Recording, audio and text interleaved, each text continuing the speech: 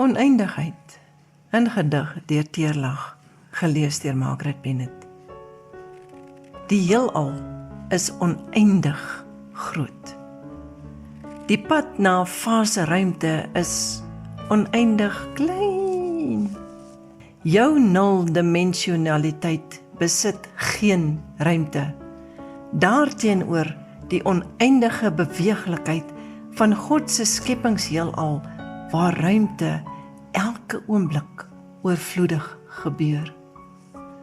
Verleng een haarbuis van hier tot in die buitenste ruimtes, dan bevat dit onberekenbare volumes lig. Gaan op reis, van hier tot by 'n atoom, reis jy byna onmeetlike afstande, sonder om daar te kom. Byna onwerklik is die oneindigheid van ons Skepper se wysheid en liefde. Die begrip van sy alomteenwoordigheid, sy almagtigheid en lewende werklikheid.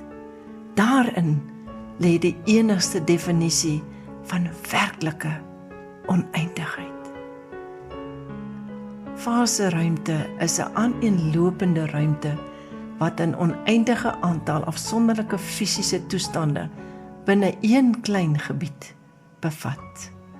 Hierdie gedig se naam is Oneindigheid, gelees deur Margaret Bennett.